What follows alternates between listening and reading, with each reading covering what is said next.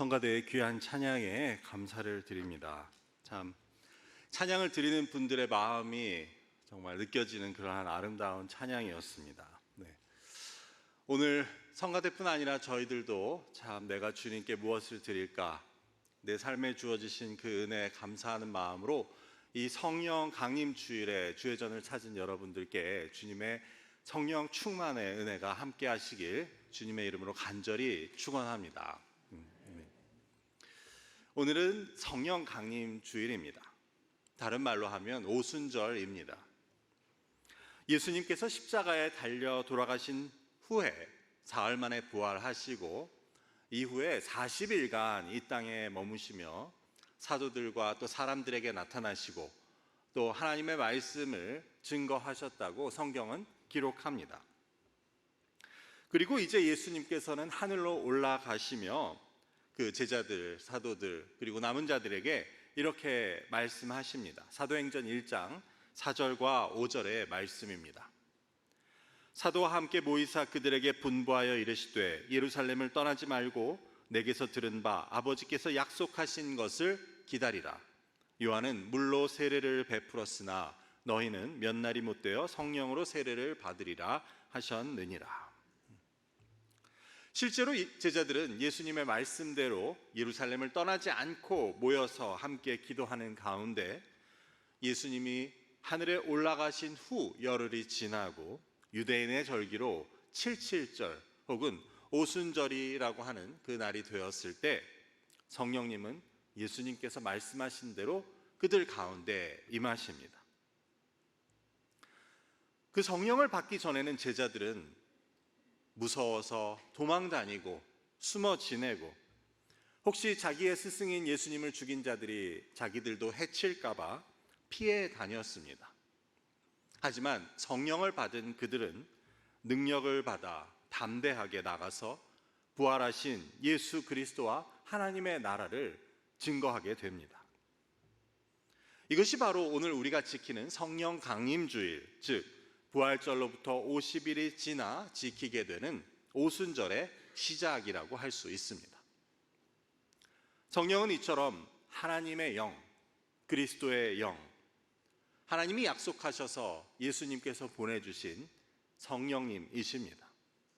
이 성령님은 우리가 믿는 그 삼위일체의 한 분으로 인격적인 분이시며 오늘 우리와 함께 하시는 분이라는 사실입니다.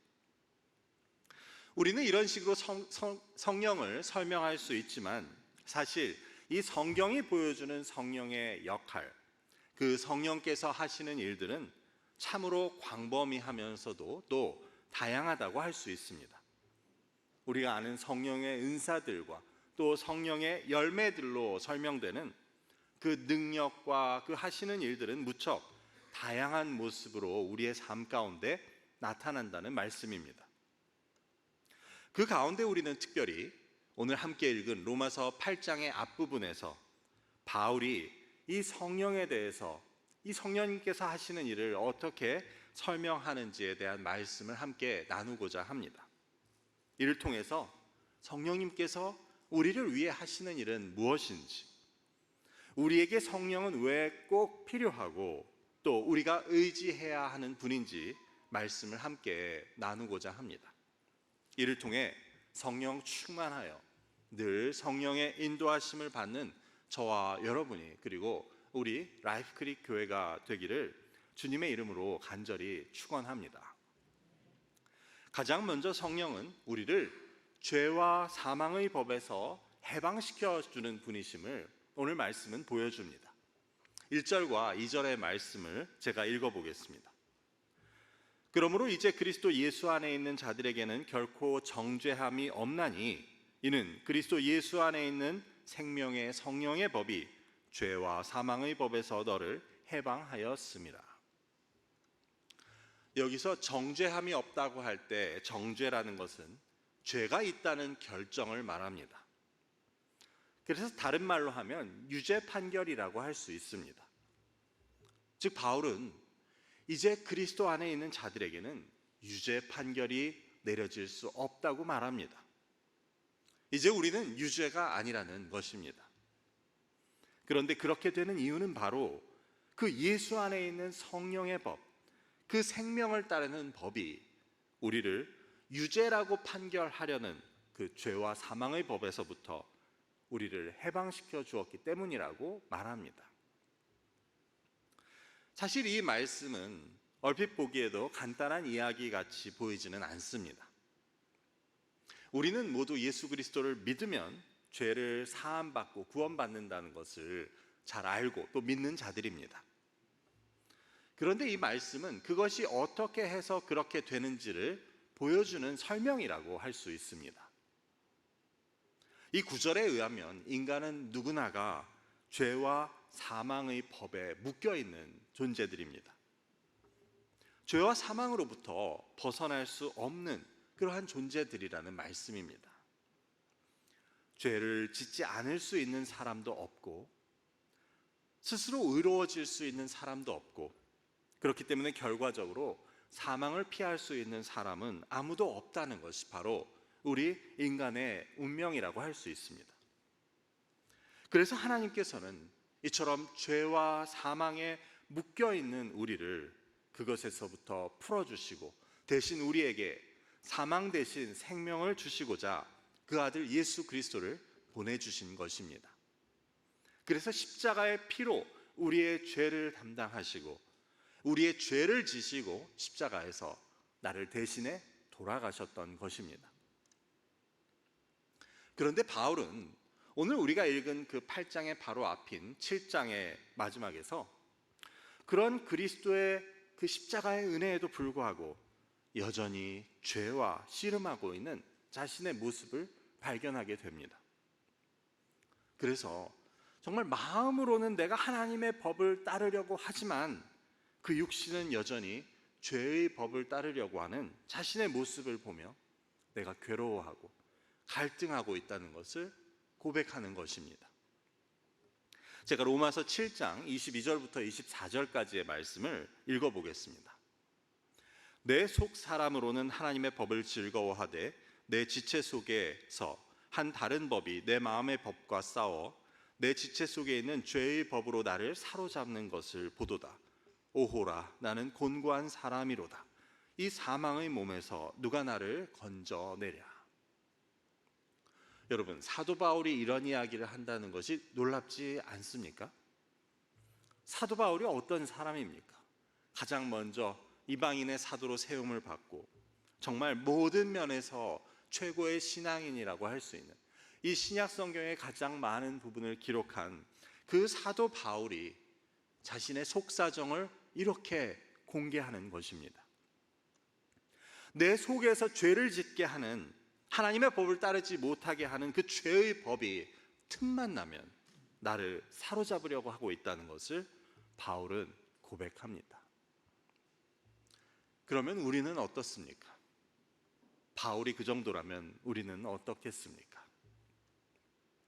우리는 믿음을 가지게 되며 하나님의 말씀을 배워가고 또 그 가운데 하나님께서 우리에게 뜻하시는 것이 무엇인지를 깨달은 자들입니다.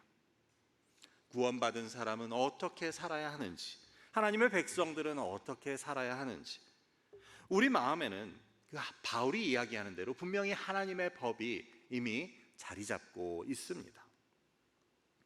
그리고 내 속사람의 한 부분에서는 역시 바울의 말대로 이 하나님의 법을 즐거워하고 있습니다. 하나님의 말씀을 들을 때 은혜가 되고 또 하나님 앞에 나와 찬양하며 예배드릴 때는 우리는 기쁨과 위로를 얻습니다. 그래서 시편 1편에서 이야기하는 여호와의 율법을 즐거워하며 그 율법을 주야로 묵상하려는 마음이 우리 속 한편에는 분명히 자리 잡고 있다고 우리는 말할 수 있지 않습니까? 하지만 이런 우리에게 동시에 그 마음 속에 있는 죄의 속성으로 인한 고민과 괴로움 그리고 갈등도 여전히 남아있음을 우리는 부인할 수 없습니다. 내가 아무리 은혜를 받고 아무리 하나님의 말씀을 즐거워하고 이를 묵상한다고 해도 내 속에는 여전히 죄의 법이 틈만 나면 나를 사로잡으려고 하고 나를 넘어지게 하려는 것을 저와 여러분은 매일매일 겪으며 살고 있다는 것입니다. 저도 그럴 뿐 아니라 여러분 중에도 누구도 그렇지 않다고 말씀하실 분은 아마 아무도 안 계실 것입니다. 그 위대한 바울도 내 속에서 죄를 따르려는 그 마음 때문에 피곤하고 내가 답답하고 갈등하고 곤고하다고 고백합니다. 바울뿐만 아니라 우리가 잘 아는 마틴 루터의 경우도 그는 수도사이면서 또 동시에 신학교 교수였습니다. 하지만 그에게 있어서도 가장 큰 고민은 자기 속에 있는 그 죄의 속성을 다스리지 못하고 그것 때문에 내가 하나님의 법을 온전히 따르지 못한다는 것, 그것이 바로 그의 가장 큰 고민이었습니다. 이를 볼 때 어떻게 보면 그 경건한 삶, 즉 하나님의 뜻을 따르고자 하는 그러한 마음이 크면 클수록 이런 고민과 갈등이 더 심해진다고 할 수 있을지도 모르겠습니다. 다시 말씀으로 돌아와서, 그래서 오늘 본문은 바울이 이런 우리 모두의 현실과 관련하여 이제 성령님의 필요성과 성령님께서 하시는 일에 대한 설명을 그렇게 하고 있는 것을 보게 됩니다. 바울이 얘기했듯 이처럼 육신이 연약하여 늘 죄의 속성을 따르려고 하고 늘 내 안에서 죄의 법이 나를 사로잡으려고 하고 그로 인해 곤고한 우리들을 도와주시기 위해 하나님께서 보내주신 것이 바로 성령님이라는 이야기입니다. 그래서 성령님께서는 우리 힘으로 그로부터 벗어나지 못하는 우리를 그 죄와 사망의 법에서 해방시켜 주시는 분이심을 오늘 말씀은 보여줍니다. 그래서 이어지는 3절과 4절은 그 그리스도, 예수 그리스도와 성령을 통해 하나님께서 우리를 어떻게 도우시는지, 우리를 어떻게 죄에서 해방시켜 주시는지를 보여주고 있습니다. 3절은 먼저 그리스도께서 하시는 일을 보여주는데 제가 3절을 읽어보겠습니다. 율법이 육신으로 말미암아 연약하여 할 수 없는 그것을 하나님은 하시나니 곧 죄로 말미암아 자기 아들을 죄 있는 육신의 모양으로 보내어 육신의 죄를 정하사. 이 말씀은 우리가 율법을 다 지킬 수 없기 때문에 그 죄의 대가를 받는 것이 마땅하지만 하나님께서는 이를 위해 우리 대신 자기 아들을 죄 있는 육신의 모습으로 보내어 그 몸에다 죄의 선고를 내리셨다는 말씀입니다. 이는 우리가 잘 알고 있는 십자가의 사역이었고 이를 통해 예수님께서는 우리의 죄를 대신 지셨음을 우리는 알고 있습니다. 그리고 이어지는 4절은 그것에서 이어지는 성령님의 일을 보여주는데 제가 읽어보겠습니다. 육신을 따르지 않고 그 영을 따라 행하는 우리에게 율법의 요구가 이루어지게 하려 하심이니라. 즉 예수님께서 하늘로 올라가심과 동시에 우리에게 약속하셔서 보내주신 성령님을 통해, 즉 그리스도의 영을 통해 우리가 내 몸이 원하는 것을 따르지 않고 그 영이 원하시는 것을 따르게 되면 우리가 율법의 요구를 충족시킬 수 있게 된다고 바울은 설명합니다. 여기서 율법의 요구라고 하는 것은 다른 말로 하면 하나님의 뜻하신 인간의 삶을 말합니다. 율법이라는 것이 인간을 지으신 하나님께서 인간이 어떻게 살아야 하는지를 보여주신 그러한 하나님의 뜻 아닙니까? 그렇게 보았을 때 성령님께서는 그 우리에게 있어서 그 율법의 요구가 이루어질 수 있도록, 다른 말로 하면 우리가 하나님이 뜻하신 삶을 살 수 있도록 우리를 도와주시는 분임을 바울은 설명합니다. 그래서 이처럼 예수님의 십자가의 사역과 성령님의 우리를 도우시는 그 사역을 통해서 우리는 죄와 사망의 법으로부터 해방될 수 있음을 바울은 설명하고 있었습니다. 이처럼 성령은 우리가 할 수 없는 것을 할 수 있게 도와주시기 위해 하나님께서 우리에게 보내주신 분이십니다. 우리 중 누구도 결코 하나님의 뜻대로 살 수 없지만, 우리 중 누구도 율법의 요구를 만족시킬 수 없지만, 그래서 결국 죄의 다스림을 받고 내 몸이 원하는 것 따라가다가 죄를 짓게 되고 결국 사망에 이를 수밖에 없지만, 성령님께서 오셔서 성령님께서 도와주시면 우리가 그것을 벗어날 수 있다는 말씀입니다. 하나님의 뜻을 따라 살 수 있고 율법의 요구를 이루며 죄의 다스림에서 벗어날 수 있다는 것을 오늘 말씀은 보여줍니다. 이것이 바로 예수 안에 있는 생명의 성령의 법이 우리를 죄와 사망의 법에서 해방시켜 주었다는 뜻입니다. 죄와 사망에 묶여 스스로의 힘으로는 그것에서 벗어날 수 없는 우리를 해방시켜 주신다는, 그것이 바로 성령의 능력이기 때문에 그 성령은 생명의 영, 즉 우리를 사망에서 벗어나게 하고 우리에게 생명을 주는 영이 되심을 우리는 알게 됩니다.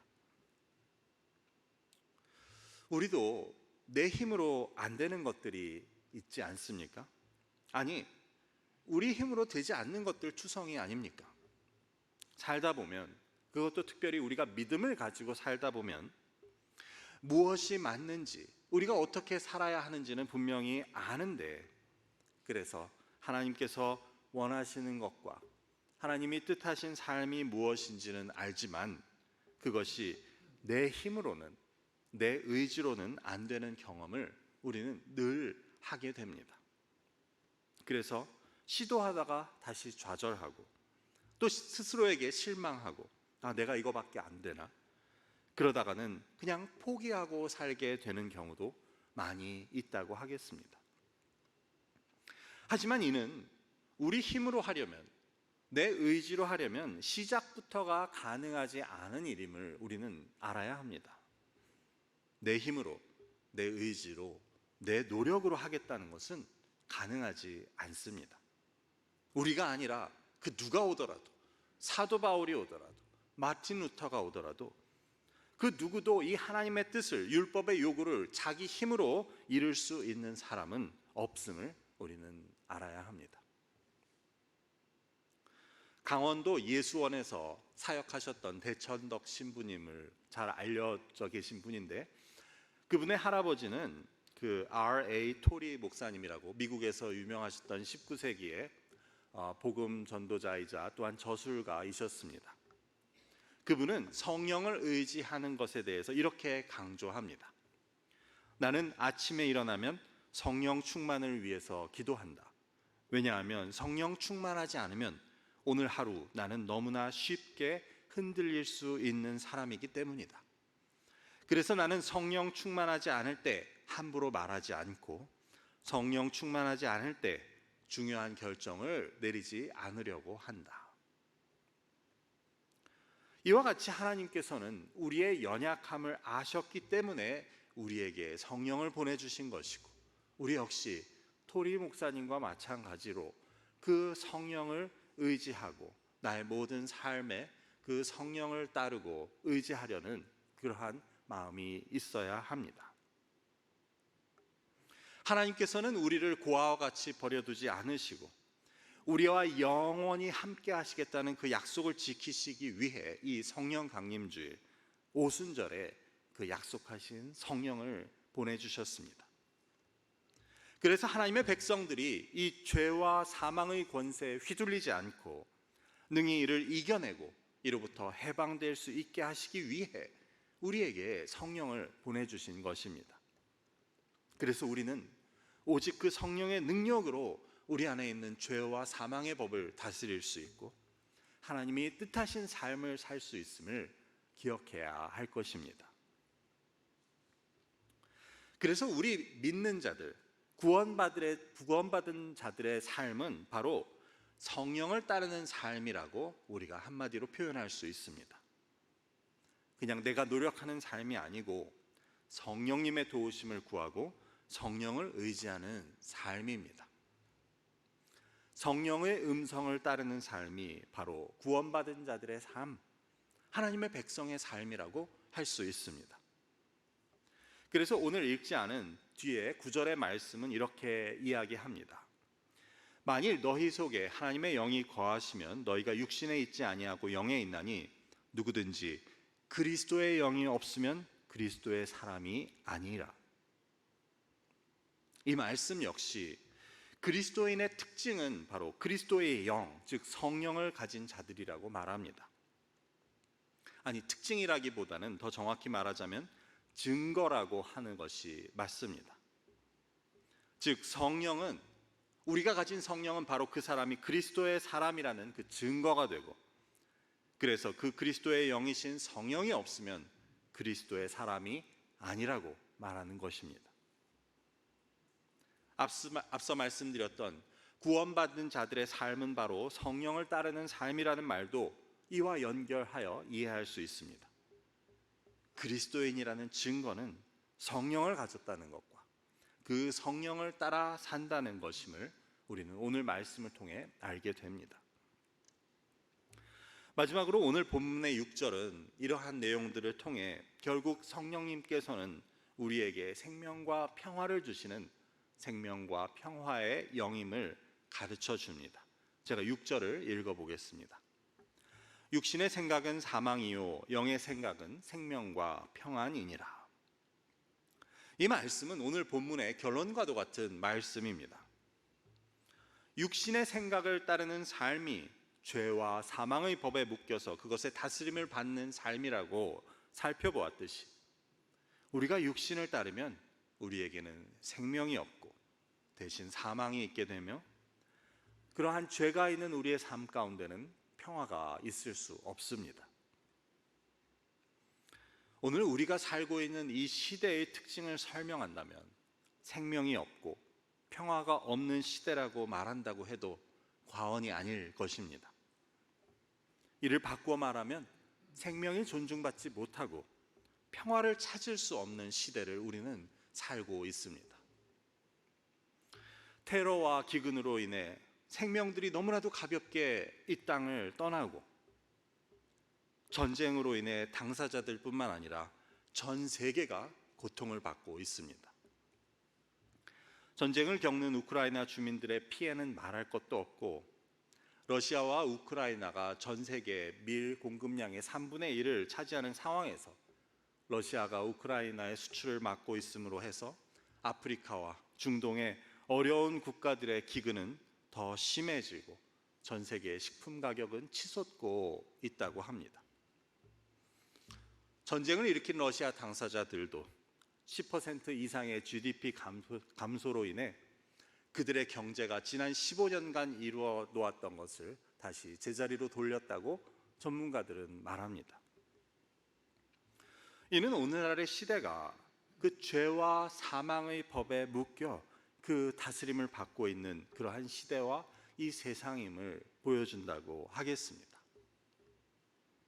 결국 이 땅은 인간의 죄와 탐욕으로 인해 범죄와 사망과 불안과 어려움의 방향으로 가고 있습니다. 이 땅에서 가장 안전해야 할 우리 아이들의 학교에도 이제 자녀들을 마음 놓고 보내지 못하는 그런 상황이 되어버렸습니다. 하지만 이런 상황일수록 우리의 소망은 오직 예수 그리스도에게 있음을, 그리고 우리에게 생명과 평화를 주시는 그 성령님의 도우심과 일하심에 있다는 것을 우리는 깨닫게 되는 것입니다. 그런 의미에서 이 성령 강림 주일은 너무나도 뜻깊은 절기가 아닐 수 없습니다. 죄와 사망의 법에 묶여 육체의 법을 따르고 거기서 벗어나지 못하고 있는 오늘 우리의 현실을 볼 때, 그런 우리들을 긍휼히 여기셔서 우리를 위해 하나님께서 성령을 보내주신 것, 그것을 기억하고 감사하는 그러한 귀한 절기입니다.